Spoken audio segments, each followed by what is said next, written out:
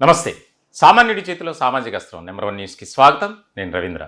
వానమాలు నేర్పాలని అనుకున్నా కన్నా అందనంత ఎదిగిన నిన్ను చూస్తున్నా నాన్న అని ఇద్దరే సినిమాలో ఒక తండ్రి కొడుకుకు ఉన్నటువంటి ఆ బంధాన్ని వివరిస్తూ రాసినటువంటి ఆ పాట ప్రతి ఒక్కరికి ఇష్టమే. సిరివెన్నెల సీతారామశాస్త్రి. ఇప్పుడు ఆ సాంగ్ ఏదైతే ఉందో దానికి తగ్గట్లుగానే ఆంధ్రప్రదేశ్లో రాష్ట్ర రాజకీయాల్లో తెలుగుదేశం పార్టీలో చంద్రబాబు నాయుడు, లోకేష్ ఇద్దరి మధ్య ఒక అనుబంధం, ఒక సంబంధం అనేది ముందుకు వెళ్తూ వస్తుంది. నిజంగా రాజకీయాల్లో ఎలాంటి అనుభవం లేనప్పటికీ తాత, తండ్రి, ఎంతోమంది కుటుంబ సభ్యులు వారి ద్వారా ఆయన అందిపుచ్చుకున్నటువంటి లక్షణాలు కావచ్చు, లేదా నేర్చుకున్నటువంటి విషయాలు ఈరోజు దేశ రాజకీయాల్లో నారా లోకేష్ ఒక ప్రాధాన్యతమైనటువంటి వ్యక్తిగా మారిపోయారు. ఇది వాస్తవం. రాష్ట్ర రాజకీయాల్లో ఇటీవల జరుగుతున్నటువంటి పరిణామాలను బట్టి మనం చెప్పచ్చు. దాదాపు తెలుగుదేశం పార్టీలో ఆయన ఎప్పటి నుంచో క్రియాశీలక రాజకీయాల్లో ఉన్నారు. గతంలో మంగళగిరి నియోజకవర్గం నుంచి 5,000 ఓట్ల తేడాతో ఓడిపోయినప్పటికీ 2024లో జరిగినటువంటి ఎన్నికల్లో మొత్తం టాప్ మెజార్టీ ఎవరైతే క్యాండిడేట్స్ ఉన్నారో వారిలో 3rd ప్లేస్, దాదాపుగా 90,000కు పైగా మెజార్టీ సాధించినటువంటి నారా లోకేష్. ఇప్పుడు ఎందుకు నారా లోకేష్ ప్రస్తావన? మంత్రిగా ఆయన బాగానే ఉన్నారు, ముఖ్యమంత్రి కొడుకుగా బాగానే ఉన్నారు, సీనియర్ ఎన్టీఆర్ మనవడగా ఆయనకు ఎలాంటి కష్టం వచ్చింది అనుకోవచ్చు. ఎందుకు ఈ వీడియో చేస్తున్నాను అంటే ఆయన ఈ మధ్య తీసుకునేటువంటి నిర్ణయాలు కావచ్చు, ఆయన వెళ్తున్నటువంటి విధానం కావచ్చు, ఆయన చూస్తున్నటువంటి చేస్తున్నటువంటి అన్నీ కూడా ఒక రకమైనటువంటి వైబ్రేషన్స్ కిందే మనం చెప్పుకోవాలి. రాష్ట్ర రాజకీయాల్లో పెను సంచలనంగా మారినటువంటి వ్యక్తి నారా లోకేష్. ఇటీవల కాలంలో ఆయన మాట్లాడే తీరు కానీ, ఆయన వ్యవహార శైలి కానీ, పరిపాలనాపరమైనటువంటి అంశాలకు సంబంధించి తండ్రికి చేదోడు వాదోడుగా ఉంటూ ఆయనతోనే ఆయన వెంటే ఉంటున్నారు. సాధారణంగా మనం చాలామంది రాజకీయ నాయకులను చూసాం.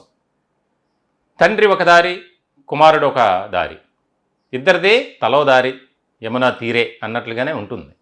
కానీ ఒక క్రమశిక్షణ కలిగినటువంటి రాజకీయ నాయకుడు కుమారుడిగా నారా లోకేష్ ఆయన తీసుకునే నిర్ణయాలు కావచ్చు, ప్రజల అభిమానాన్ని, ప్రజల ఆదరణను ఎంతో పొందుతున్నటువంటి వ్యక్తి. అధికారంలోకి వచ్చిన తర్వాత ఆయన నిర్వహించేటువంటి ప్రజా దర్బార్ ఎంతోమందికి అది నిజంగా ఒక రకమైనటువంటి వరంగా భావించాలి.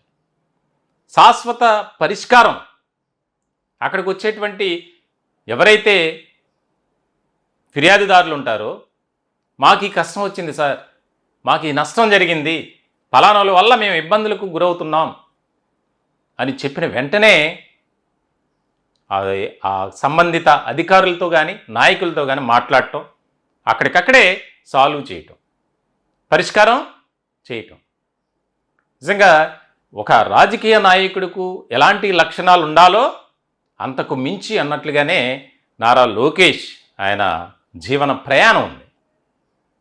చాలా కీలకమైనటువంటి ఒక అంశంగా మనం చూడాలి ఇది. లక్కీ లోకేష్ అని రాజకీయ వర్గాల్లో లోకేష్ గురించి మాట్లాడుకుంటూ ఉంటారు. నిజమే, డబల్ లక్కీ లోకేష్ అనొచ్చు. ఆయన ఎక్కడో విదేశాల్లో విద్యను అభ్యసించి ఒక మంచి వ్యాపారవేత్తగా ఉన్నటువంటి వ్యక్తి ప్రత్యక్ష రాజకీయాల్లోకి రావటం, తాత తండ్రి వారసత్వ లక్షణాలు ఏవైతే ఉన్నాయో వాటిని అందిపుచ్చుకొని ఒక మంచి అవకాశంగా మలుచుకున్నారు. ఆయన తీసుకొచ్చేటువంటి మార్పులు చేర్పులు, ఆయనకు కేటాయించినటువంటి డిపార్ట్మెంట్స్లో ఆయన విప్లవాత్మకమైనటువంటి మార్పులు తీసుకొస్తున్నారు. గతంలో ఐటీ మినిస్టర్గా ఉన్నారు, ఇప్పుడు విద్యాశాఖ మంత్రిగా, హ్యూమన్ రిసోర్స్ మినిస్టర్గా ఆయన చేస్తున్నటువంటి ఏవైతే ఉన్నాయో మార్పులు చేర్పులు ఒక చర్చనీయాంశమైనటువంటి టాపిక్గా మారాయి. ఈ రోజున దేశ రాజకీయాల్లో ఆయన ఒక టాప్ 5 ప్లేస్లో ఉన్నారు. రాజకీయ నాయకులు young and dynamic political leader లిస్ట్లో టాప్ 3లో ఉన్నారు. అంటే నారా చంద్రబాబు నాయుడుకు ఉన్నటువంటి లక్షణాలు ఏవైతే ఉన్నాయో, ఒక పార్టీలో ఎలా ఉండాలి, ఎలా మలుచుకోవాలి అనే విధానంలో ఆయన వెళ్తున్నారు. ఆనాడు సీనియర్ ఎన్టీఆర్ దగ్గర నారా చంద్రబాబు నాయుడు ఏదైతే వీర విధేయత, వినయంగా ఆయన రాజకీయాలు నేర్చుకున్నారో, ఇప్పుడు తండ్రి దగ్గర నారా లోకేష్ కూడా అదే విధానంతో వెళ్తున్నారు.